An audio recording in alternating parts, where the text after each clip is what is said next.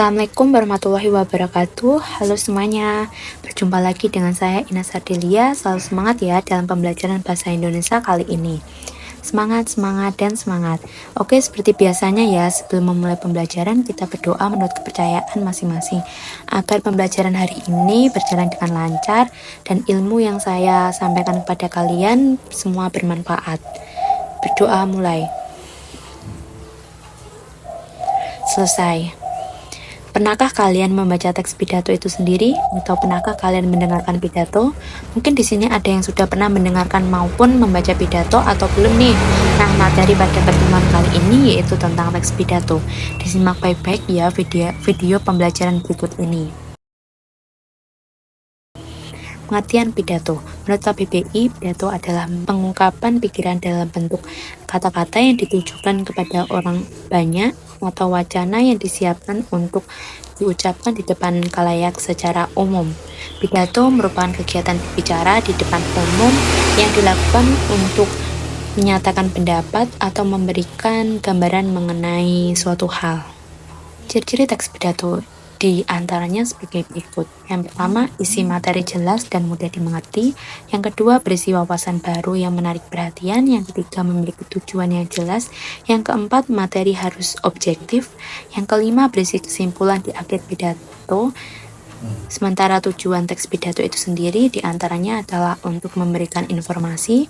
Yang kedua, meyakinkan pendengar. Yang ketiga, menghibur pendengar. Yang keempat, menggerakkan pendengar.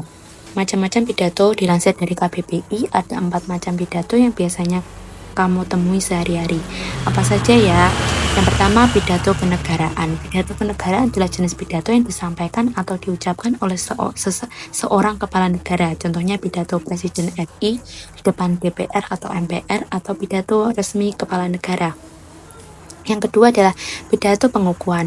Pidato pengukuhan adalah jenis pidato yang diucapkan secara tradisional oleh seorang guru besar universitas pada saat diangkat secara resmi. Yang ketiga, pidato radio. Pidato radio adalah jenis pidato yang diucapkan atau disiarkan melalui radio. Yang keempat adalah pidato televisi. Nah, kalau pidato televisi adalah jenis pidato yang diucapkan atau ditayangkan melalui televisi.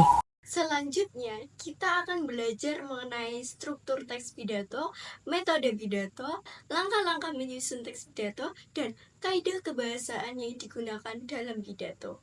Yuk, mari simak dengan baik penjelasan berikut ini. Struktur teks pidato.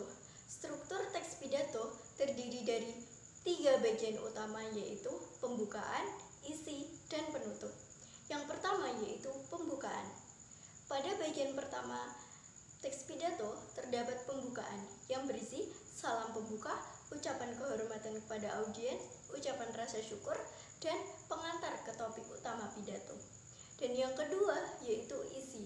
Isi dari pidato harus menyampaikan informasi yang penting dan disertai alasan yang mendukung pandangan pembicara. Dan yang terakhir yaitu yang ketiga, penutup.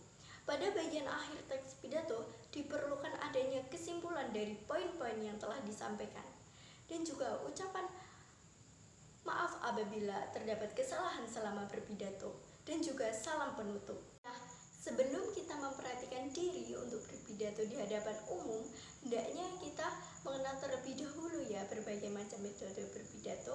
Terdapat beberapa metode pidato yang bisa kita gunakan, diantaranya yaitu yang pertama, impromptu. Metode pidato ini dilakukan secara spontan tanpa adanya persiapan sebelumnya. Dan yang kedua adalah memoriter. Metode ini dilakukan dengan cara menghafalkan teks pidato terlebih dahulu. Dan yang ketiga yaitu naskah. Metode naskah ini kita diharuskan untuk membacakan teks pidato yang telah disiapkan layaknya seperti penyiar berita. Dan yang keempat yaitu ekstemporan. Jika ingin menggunakan metode ini, kita diharuskan untuk menyiapkan konsep pidato terlebih dahulu secara garis besar dengan membuat catatan kecil. Selanjutnya, kita akan belajar mengenai bagaimana cara menyusun teks pidato dengan langkah-langkah yang mudah diikuti. Langkah pertama yaitu kita harus menentukan topik utama yang akan dibahas. Langkah kedua, kita harus mengenal sifat atau karakter audiens.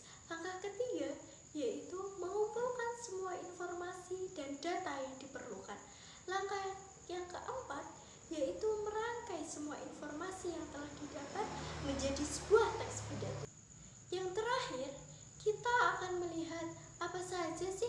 kebahasaan teks pidato yang akan membuat pidato kita lebih menarik?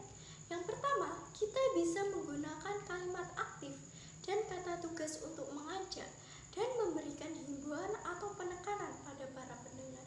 Dan yang kedua, yaitu menggunakan diksi tertentu dan kosakata dalam bidang ilmu agar pidato lebih menarik dan berbobot.